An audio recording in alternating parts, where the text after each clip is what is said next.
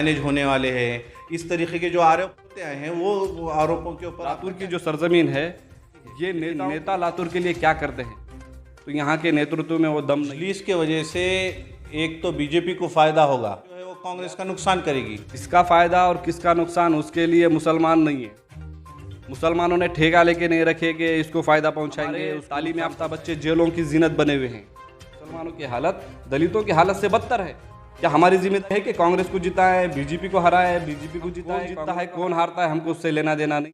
हम आए हैं खुद जीतने के लिए। अगर हमारे वजह से अगर बीजेपी को फायदा होता, शिवसेना को फायदा होता, कांग्रेस में दम नहीं है, नाचना है, आंगन टेढ़ा, दम नहीं है, वो इल्ज़ाम लगाने की कोशिश करते हैं। और हमको फ़र्क नहीं पड़ता, हमारे लिए कांग्रेस भी वही है, भी वही है, एनसीपी भी वही है। कौन हारता है कौन जीतता है, हमको उससे लेना देना नहीं है। हम आए हैं खुद जीतने के लिए।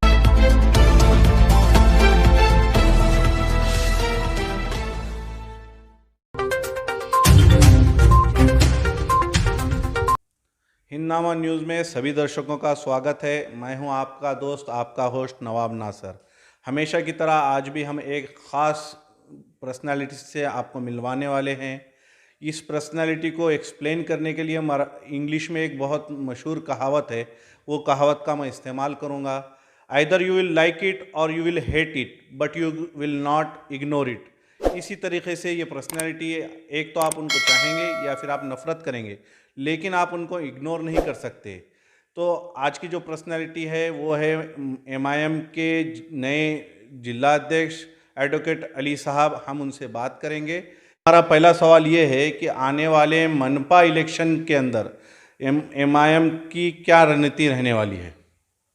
आने वाले महानगर पालिका इलेक्शन में हम पूरी ताकत के साथ मजलिस इत्तेहादुल मुस्लिमीन के उम्मीदवार उतारने वाले हैं। नकीब मिल्लत अलहाज बैरिस्टर असदुद्दीन ओवैसी साहब की हिदायत पर, महाराष्ट्र के सदर अली जनाब इम्तियाज अली साहब के हिदायत पर लातूर की महानगर पालिका में हम मजलिस इत्तेहादुल मुस्लिमीन के ज़्यादा से ज़्यादा नुमाइंदे भेजने की पूरी कोशिश करेंगे और इंशाअल्लाह ताला हम उसमें कामयाब भी होंगे, क्योंकि पिछले इलेक्शन में लातूर की अवाम ने हमको अच्छे वोटों से नवाजा है।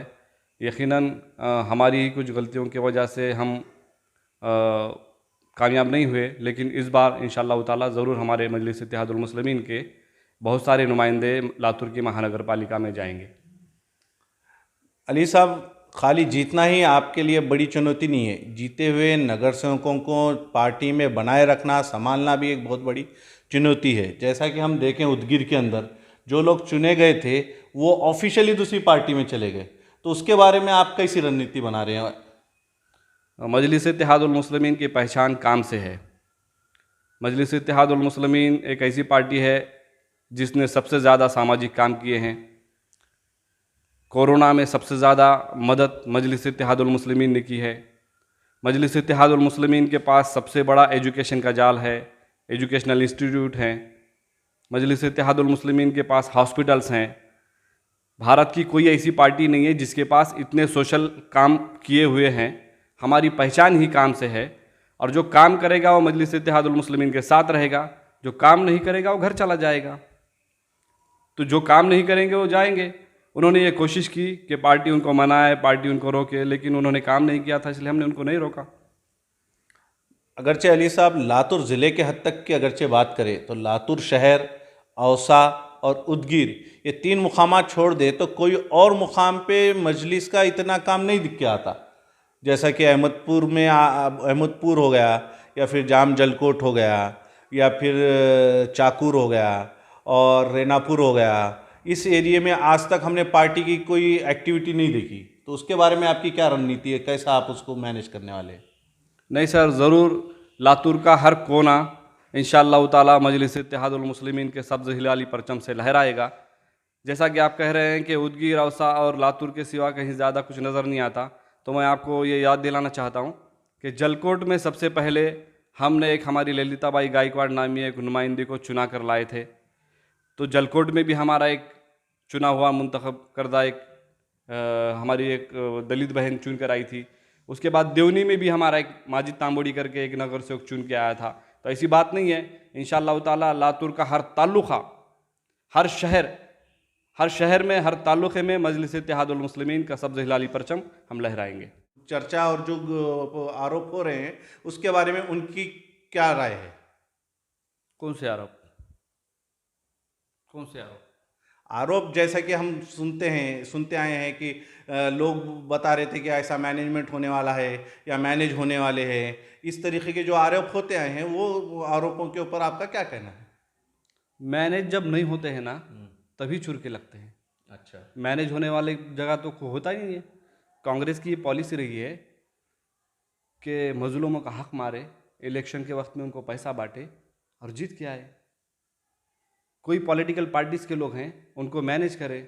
जब वो मैनेज नहीं करते हैं तो उनकी बदनामी करते हैं ये लोग। जो मैनेज होता है उसकी बदनामी नहीं होती है, जो मैनेज नहीं होता है ना उसकी बदनामी की जाती है। ये कांग्रेस की, एनसीपी की, बीजेपी की, शिवसेना की ये पॉलिसी है और ये उस पर काम कर रहे हैं। हमें बड़ी खुशी है जब मुझ पे आरोप लगते हैं ना, तो मुझे बहुत खुशी होती है कि मेरे दुश्मन मेरी मेरी मैं तो ये कहता हूँ कि मेरे जो दुश्मन हैं मेरे सदारत को निखारते हैं। अरे वाह। मेरे नेतृत्व को निखारते हैं, मुझे सुधरने का मौका देते हैं कि भाई तुम ऐसे चलो, ऐसे चलो। दुश्मन अगर मुझ पर टीका नहीं करेंगे तो मैं अच्छे कैसे बनूंगा? अरे वाह। हाँ, तो ये देखिए, जो लोग मैनेज होते हैं उनका कोई तस्करा नहीं होता।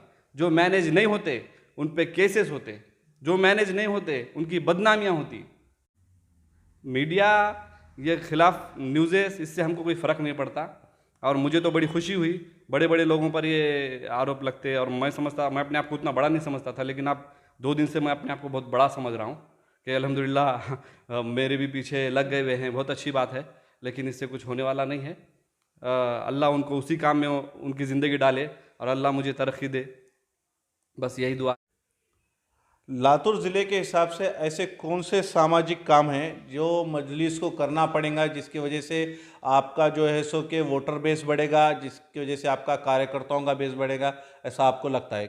मजलिस का जो है सो ज़्यादातर जो फैन फॉलोइंग है, जो वो कार्यकर्ता बेस है, वो एक जज्बाती किस्म का माना जाता है, लेकिन जो कैडर बेस कार्यकर्ता जो होता है, जिसको तैयार किया जाता है over the period of time मेहनत करके, ऐसा कौन सा काम है जिससे आपको ज़्यादा ज़्यादा ध्यान देने की ज़रूरत है, जिससे आपका एक कैडर बेस कार्यकर्ता भी बने और वोटर बेस भी बने? मजलिस इत्तेहादुल मुस्लिमीन की आमद ही सबसे पहले अवाम के लिए फ़ायदेमंद होती है। आप अगर देखेंगे तो जिस कांग्रेस ने मुसलमानों का यहाँ पर इस्तेमाल किया वो कभी मुसलमानों को नुमाइंदगी नहीं देती थी, लेकिन मजलिस इत्तेहादुल मुस्लिमीन का जब हमने यहाँ पर काम शुरू किया तो हमारे खौफ से कांग्रेस पार्टी ने अख्तर मिस्त्री साहब को महापौर बनाया था। ये उसकी निशानी है कि सिर्फ हमारी आमद ही अवाम के भलाई के लिए रहती है।